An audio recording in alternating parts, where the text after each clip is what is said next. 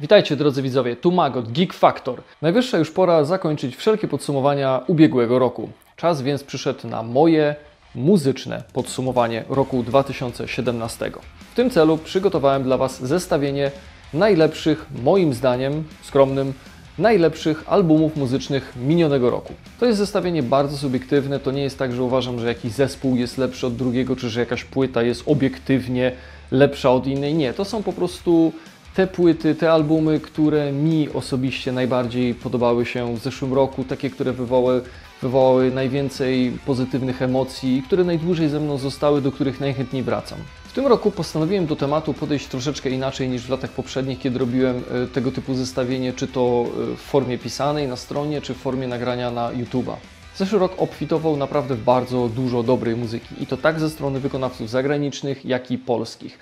No i tak sobie pomyślałem, że jeśli mam stworzyć takie zestawienie top 10, to automatycznie z tej listy wypadnie dużo zespołów, dużo wykonawców, którym należało się, żeby na tej liście się znaleźć. Ja nie chciałem tej listy robić na 20-30 miejsc, bo później jest cały ból głowy, a może ten, czy powinien być na 15, czy na 16 i tak dalej. Postanowiłem więc, dla świętego spokoju, zrobić dwa zestawienia. Pierwsze zestawienie to lista 10 najlepszych albumów zagranicznych, a druga lista to najlepszych 10 albumów polskich. Ciekaw jestem, jak takie rozwiązanie przypadnie Wam do gustu, także jeśli o to chodzi, to dajcie znać w komentarzach pod nagraniem. Tutaj teraz skupię się na albumach wykonawców polskich. Jeśli interesuje Was zestawienie albumów zagranicznych, kliknijcie proszę w link pod tym nagraniem. No to tyle tytułem wprowadzenia, jedziemy z listą, zostańcie ze mną.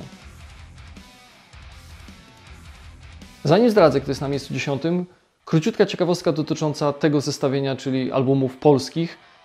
Wszystkie zespoły, które znalazły się na tej liście, są dla mnie swego rodzaju nowością, ponieważ z muzyką żadnego z nich nie miałem jeszcze do tej pory nigdy do czynienia. Więc taka ciekawa rzecz. Ale miejsce 10. Wyobraźcie sobie taką sytuację. Wydaje Wam się, że ktoś stoi za drzwiami do Waszego mieszkania.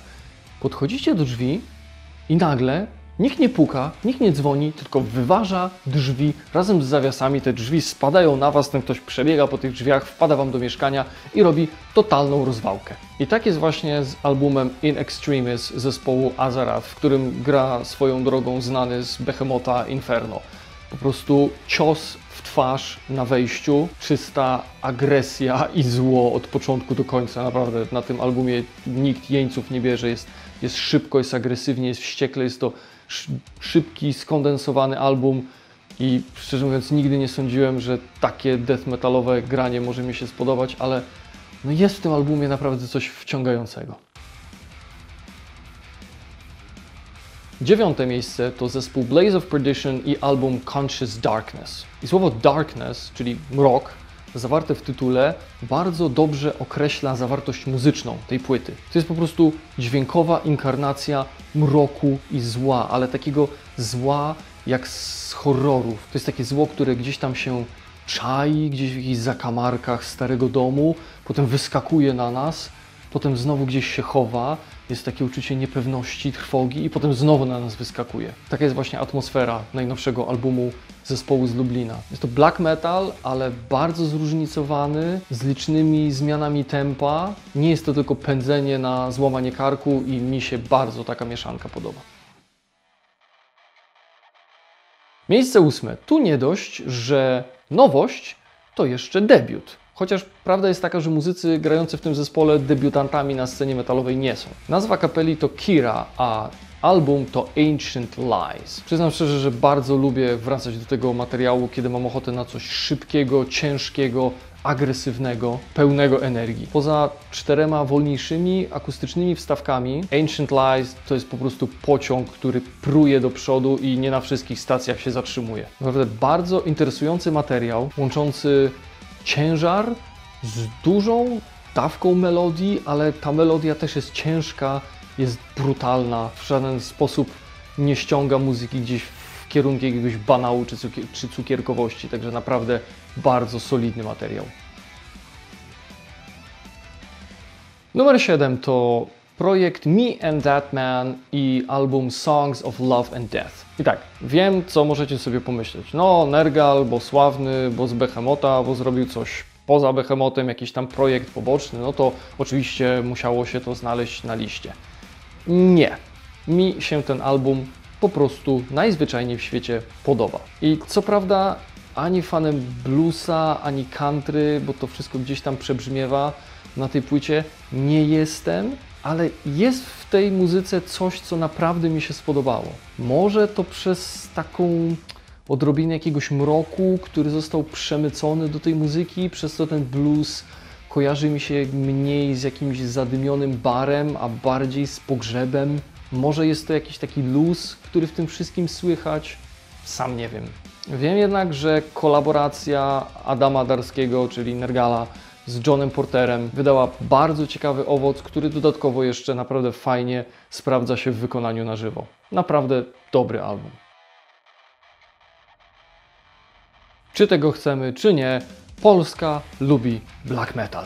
Najlepszym tego przykładem jest 6. pozycja na mojej liście, czyli Vanitas zespołu In Twilight's Embrace. Materiał bardzo krótki, ale bardzo treściwy. Szybki, wściekły, z okazjonalnymi zwolnieniami, na swój sposób melodyjny, ale na wskroś mroczny i zły. Momentami pędzi jak ekspres, momentami zwalnia jak kondukt żałobny. Raczej nie dla ludzi o słabych nerwach. Czyli wychodzi na to, że ja takowych, czyli słabych, nie mam. Może. Miejsce 5. I to jest chyba największe zaskoczenie dla mnie samego na tej liście. Zespół Kloster Keller i album Viridian. Żeby nie było, miałem świadomość istnienia dowodzonego przez słynną Anię Ortodoks zespołu, ale wiedząc, w jakiej stylistyce zespół się obraca, jakoś nie przychodziło mi do głowy, nie wyobrażałem sobie, że coś takiego może mi się w ogóle podobać. I do momentu, gdy usłyszałem, jadąc samochodem w radiu, utwór Kolorowa Magdalena. I po prostu usłyszałem go raz i nie mogłem go wyrzucić z głowy. Postanowiłem więc zmierzyć się z całą płytą i po prostu wsiąkłem po uszy. Doskonały klimat, świetne melodie i hipnotyzujący wręcz głos Ani. Serio, gdy ta kobieta śpiewa, to aż ciary przechodzą po plecach. Naprawdę super album. Miejsce 4 to Dr. Misio i Zmartwychwstaniemy. Zespół możecie kojarzyć przez osobę jego lidera, czyli Arkadiusza Jakubika, aktora, głównie znanego z ról w filmach Wojtka Smarzowskiego. Ale niech Was nie zwiedzie fakt, że zespołowi lideruje aktor. To nie są tylko jakieś fanaberie znanego gościa, jakiś projekt poboczny. To jest rasowy zespół z krwi i kości. Ich brzmienie przeszło lekką metamorfozę od poprzednich 2 albumów, z takiej bardziej rock'n'rollowo-punkowej w rejony popowe, ale jest to pop taki bardzo, powiedziałbym, klimatyczny, ambitniejszy. Nie jest to taka typowa papka, którą serwują nam rozgłośnie radiowe. I ten pop w połączeniu z niebanalnymi, refleksyjnymi, momentami troszeczkę zabawnymi tekstami daje bardzo fajną w odbiorze mieszankę. Świetny materiał na chwilę relaksu. 3. miejsce to Nocny Kochanek i Zdrajcy Metalu. I tak, ja wiem, wiele osób w heavy metalowym środowisku, czy jakoś tam z nim związanych, uważa Nocnego Kochanka za zespół prymitywny, pozbawiony jakiejś ambicji, opierający swój sukces tylko na tekstach opartych na rynsztokowym humorze. I wybaczcie, ale mi ten rodzaj humoru jak najbardziej odpowiada. I uważam, że metalowi przydałoby się od czasu do czasu trochę luzu, absurdu i nie brania siebie w kółko tak bardzo na poważnie. Uważam też, że muzycznie ta ekipa również daje radę. Utwory według mnie nie są banalne, a do tego ten absurdalny, wulgarny humor, który mi po prostu pasuje. Ja ich najnowszy album uwielbiam i tyle.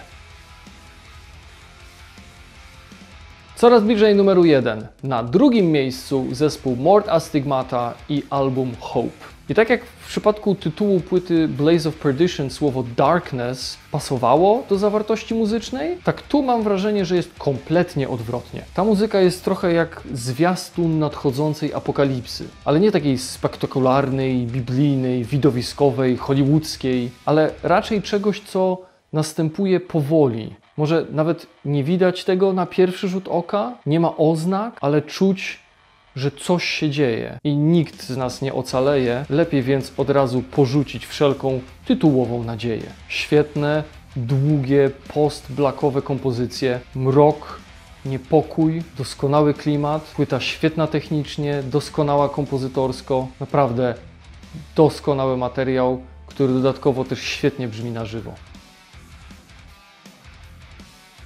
Miejsce pierwsze. Zastanówcie się, jaka muzyka, wyobraźcie sobie, jaka muzyka pasowałaby do walca, który jest w stanie jechać z prędkością 100 km na godzinę. A to ja Wam mówię, że właśnie pasowałaby do niego muzyka zawarta na albumie Tremendum zespołu Hate.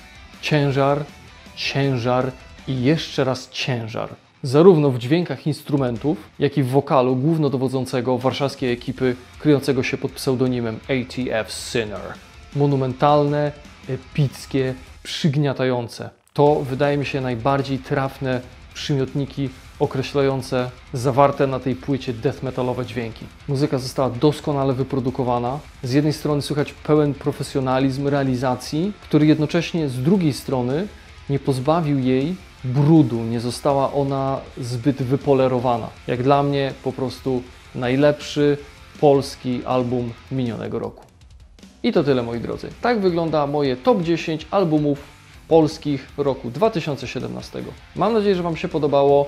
Mam nadzieję, że jeśli nie znaliście którychś wykonawców albo nie słyszeliście którychś albumów, to się nimi zainteresujecie. Dajcie proszę znać w komentarzach, napiszcie, co Wam się podobało, co nie, jakie są Wasze ulubione albumy, czy to polskie, czy zagraniczne z zeszłego roku. Bardzo Was zachęcam, piszcie w komentarzach. Ja już Wam bardzo dziękuję za uwagę i tradycyjnie zapraszam Was do subskrybowania, komentowania, lajkowania, ale przede wszystkim do oglądania i do słuchania. Cześć!